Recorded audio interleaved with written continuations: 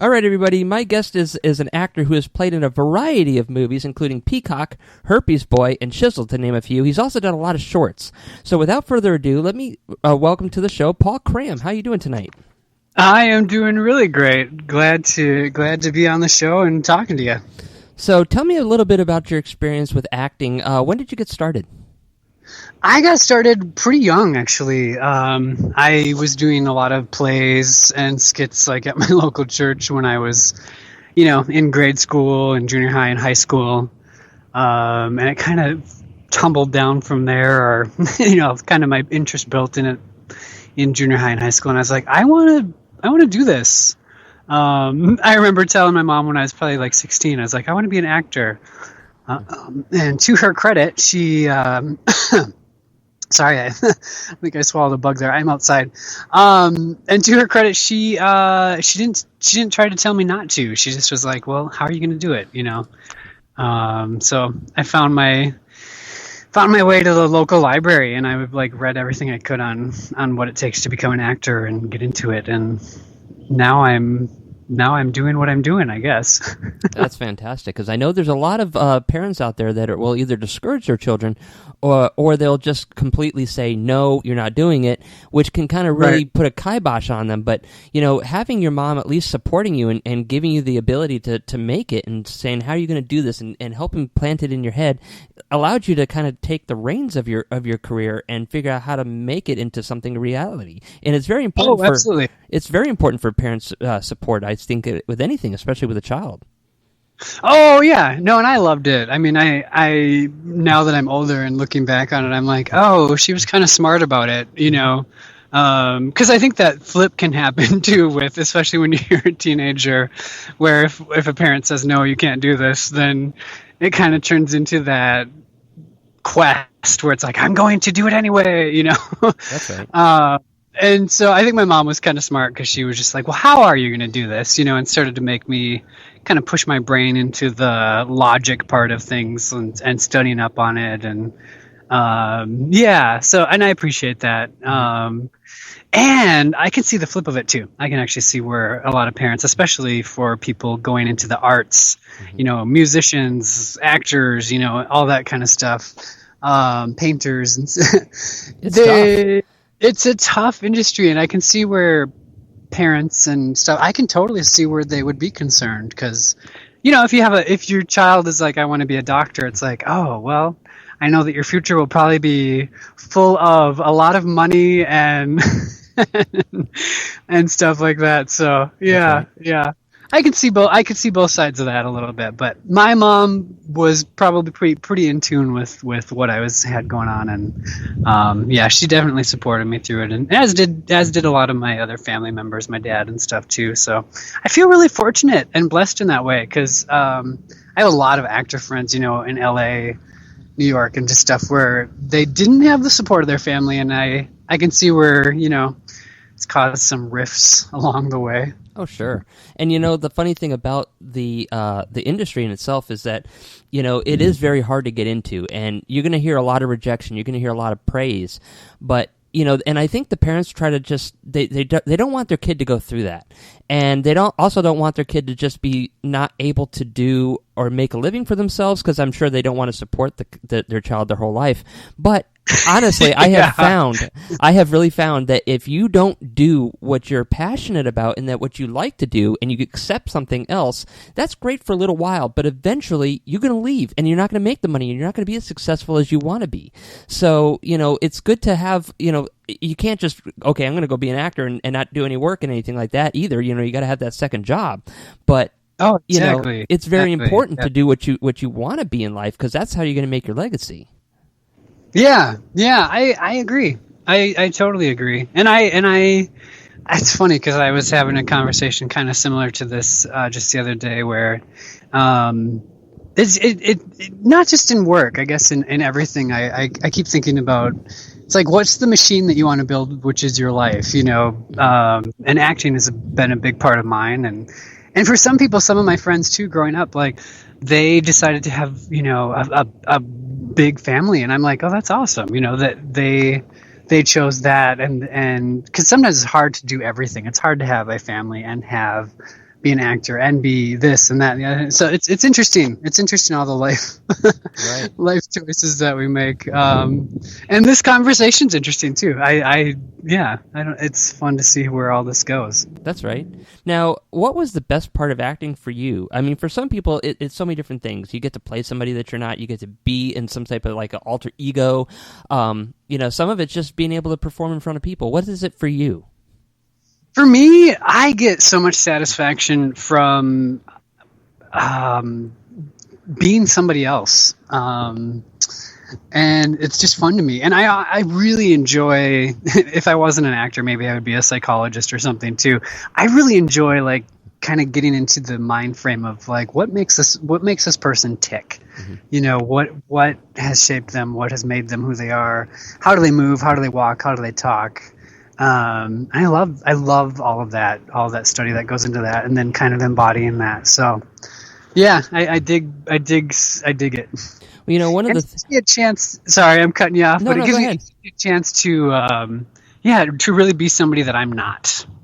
That's awesome, and that's what I like about my art field too, because I get to show people what I do through my eyes. And one of the things that I've always talked to artists about, and anybody that has ever wanted to be in the art, is that I always tell them you have to have a strong constitution. And I'm not talking about like the founding of the United States type of constitution. I'm talking about a constitution inside, because you're going to hear a lot of no's, you can hear a lot of yeses, but you're also going to get a lot of criticism. And that's hard for people to stomach sometimes. Yeah. I mean, I have been completely raked across the coals by some of the people that I really thought were my best friends. So you cannot just give up because you get a bad review or because somebody doesn't like you. How do you deal with that? Well, it's interesting, because even going back to kind of my roots and when I was starting out, when I was high school age-ish, like I remember telling some of my friends, I was like, oh my gosh, I'm going to be an actor, and they literally, I remember one of them, he like started laughing and he's like, well, good luck with that, mm-hmm. And it sounds kind of silly, but at the time it was kind of devastating in the way of, it's like, wait a minute, this person's my friend and they're laughing at me like to my face, and it's very satisfying on a very, I don't know, spiteful kind of way, now that I am working on some films, to think about that. But as far as rejection goes, like within the industry, it's really unfortunate that it becomes such a I'm kind of echoing what you said. There is a lot of rejection, and there's a lot of kind of raking people across the coals. Your listeners can't see me unless we post a picture or something, but for me, I'm a skinny, slight built guy.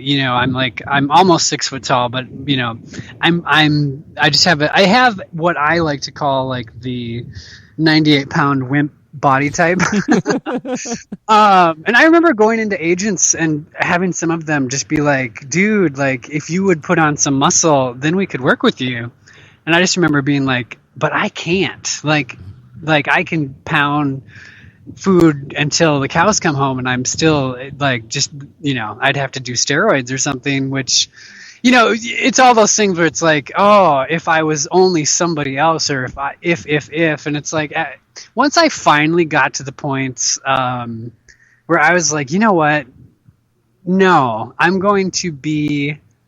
This is me. This is what I bring to the table. And it's interesting, because once that kind of click happened in my head, where I was like, I'm going to stop trying to be all these other things that I'm not, and I'm going to bring me to the table, mm-hmm. of what I can, have to offer with acting and with what I look like, and be okay with that. I started booking work. Right. I started booking work out in California, and I didn't even live there yet. And I felt very good about that. And it's always interesting to me, because I do get that question all the time of like, how did you start getting work? And I would have to point to that as being something that, realizing that it was really a mental block or something was going on with how everybody was like, well, if you were this or if you were this. And once I stopped doing that and was like, here's what I am. I don't know. It's just interesting to me that once that happened, then I started getting work, and I was so much easier for me to just brush off people's commentary about me. Cause I'm like, this, your opinion doesn't really ultimately change who I am or help or hinder in many ways. Yeah, I'm rambling a little bit, but I think No, what I would want people to take away from this, especially if they're younger too, is within the acting community, if you can approach it like you're a product, it's beneficial in the way of like if people are making comments about your physical appearance or what you're doing, it's so much easier to kind of let it go because it's like that's not you. That's not you as the person, that's you as like your product of that you can put off or take on the shelf, you know what I mean? that's right. And I totally believe in the ability to not change for other people. If they don't want you, screw them. That's the way I've always looked at it. I always, this is what like you said, this is what I bring to the table. If it isn't good enough for you, I'm not going to sit there and go on a super diet for it, or inject myself with steroids Right. that could possibly kill me just for a role that I'm going to have for like what, 2 months? For 2 months, right? Yeah. Exactly. Yeah, and there's ridiculous. those roles that come along where it's like, sure, I would, yeah, you want me to try, you want me to put on some weight? Maybe I can, maybe I can't. I don't know. Let's talk about it. Let's see what I have to offer, what you have to offer. But I'm not gonna do anything. Yeah, like I'm not gonna alter Right. I'm not gonna take steroids for it, probably. That's right. I mean, sure, shave my head, shave my beard, wax my chest, do whatever you want to do. That grows back, hopefully. But Yeah, exactly. Hopefully. hopefully. I'm sure. Oh, So, yeah. kind of talk about some of the movies you've been into. I know you've done a lot of shorts. Was Done that a kind of where lot. you started, or is that kind of how it just worked out? Well, it kind of goes along that path of how do you get started and how do you get into the industry kind of a thing. And I really started by going to a lot of I didn't go to acting school. I started to go to there was a lot of local community colleges and colleges in Minneapolis, and I started to go to a lot of the filmmakers would have open calls, for their projects that they were working on in school to be a director. So I started getting cast in tons and tons of student films, and that was kind of my training ground, I guess you could say.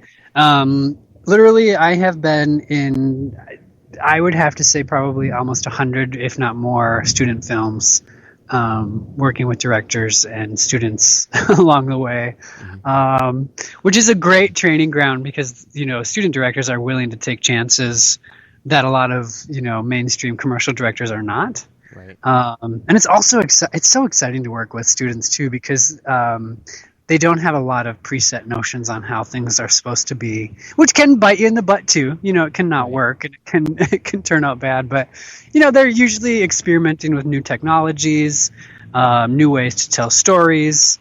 And for myself, what was really beneficial is they're willing to be like, well, Paul is not your typical, quote unquote, leading man type, but why not cast him as that? Let's try it. Let's see what happens. So they were willing to take some risks and work with that. So that's where like all those shorts come from, a lot of them. And then it kind of breaks into, I started doing student films and then started to get into, I don't know, just a lot of different projects along the way.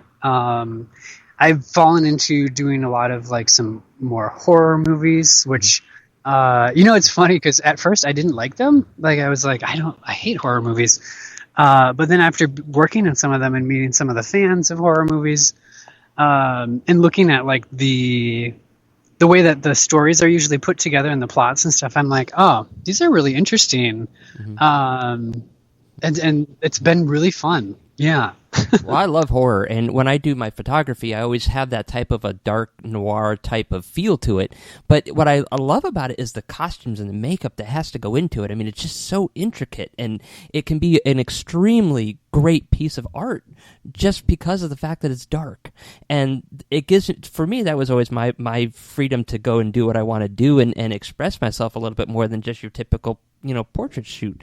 But, Right. I love horror. Believe it or not, I was horrified of horror. I didn't like anything that had to do with death or anything else. But the way I got over it, I know this is going to sound absolutely stupid, is I went on to Rotten.com and looked at all those god-awful pictures. And then I got to the point, I was like, hey, this isn't so bad. You're like, I can handle this. That's great. Yeah, that's right. That's great. So sometimes you got to step out of your element, but sometimes by doing so and allowing yourself to do it, you're actually able to, broaden your vision and find new experiences that you find are very interesting. Oh, I agree. Well, something for myself that resonates within the horror genre, or something I kind of latch onto is horror is one of those genres that is willing to very blatantly talk about death and kind of meet it face on. And I think, like, in our current society, we don't talk about death much, and we don't really acknowledge it too much. So that's interesting to me. But even further than that, like, I find it fascinating the things that make us scared, how that changes through the decades, and it's so interesting to see how it, like, if you look at horror movies from the 60s and then the 70s and the 80s and 90s and then now, it's interesting to see, like, what is it that's turning people into zombies? What is it that we are afraid of? And I find it so fascinating. Again, it's that psychological thing, but it's almost like a time capsule or something of, like, here's what society was afraid of during this decade and this other, I don't know, something about that just intrigues me. Well, I know there's two horror films, types of horror films that scare me. That's one with clowns and one with spiders. Now, you can decapitate anybody, you can do whatever you want, but that William Shatner movie, I think it's called Spiders or something like that, where, like, all these tarantulas fall on him. Oh my God, that was more terrifying to me than Freddy Krueger, but then, it's just, that's just my two fears, but you'd never experience, if you looked at my photography and you saw what I do, you'd be like, this dude's afraid of spiders and clowns, really? Out of all this other stuff, so, I mean, you just never know the person. No, isn't that funny? That's really funny. Well, have you seen the movie Arachnophobia? Oh yeah, with John Goodman? Yeah. Okay, so at least you were able to watch it, right? I still watch it. I always push myself to do these things, even if they're not what I like to try to do, because I desensitize. I actually did one where I did a photo called Lunch, and I had to go to the store and get a tarantula, right? So I'm driving down the street, and I can hear this thing scratching around this box. It's freaking me out, and there's nobody there, so I was like, just eyeballing it every few minutes. But basically, what it was is it was like a arachnophobia type of thing, where this tarantula comes out and eats this person, and it covers them in webs and stuff like that. So I actually got close to a tarantula, and it did, by exposing myself to these things, it helped me desensitize a little bit. I'm not gonna, I used to see, like, a little spider the size of, like, a pencil lead, and I'd be freaking out getting the hell out of there. Now it's like, okay, that's nothing compared to what I did see. So I mean, the bigger spiders, okay, yeah, it still freaked me out a little bit. Don't really want to touch them, but I will go up to them, and I do have a little bit more respect for them. So that's kind of the things that when you watch these things and you experience yourself with them, it kind of desensitizes you to you, and it helps you grow. Yeah, I agree. Well, it makes me think of like when you jump into a pool or something, it's really cold. It's like, well, after a while you get numb to it. So. That's right. Yeah. Which actually reminds me, this totally is parallel thought, but not about anything that we're really talking about other than horror movies. Jaws, I think it's the 40-year anniversary is coming up. And I remember watching Jaws when I was, like, I don't know how old I was, like 11, which totally freaked me out about swimming. But I loved it because there's this movie theater in Austin, Texas, where they are showing Jaws on, like, an outdoor, like, huge outdoor screen. But in order to watch it, you have to be on an inner tube on the lake. Yes, that's right there. I've seen that. And I was like, I would so do that in a heartbeat. I'd be so freaking scared. But and they're going to have somebody go underneath or tickle your feet. Well, could you imagine if you were, like, in scuba gear and you right? Oh yeah, but no, and as far as movies that I've been in, I have worked in a few movies that are horror, some action movies, some silly comedies. And people can check them out. There's one that I just worked on in Maine, and I'm super, super, super thrilled for it. It's not up for release yet. It's an indie project. which means that, they don't really know 100% what will happen with it. If it'll go to DVD or theaters or what, they don't really know yet. But if your listeners like horror movies that deal with small towns and creepy people, this might be something they would want to check out. And they can see the trailer right now. There's a new trailer online, and it's just a website called whatisanniversary.com.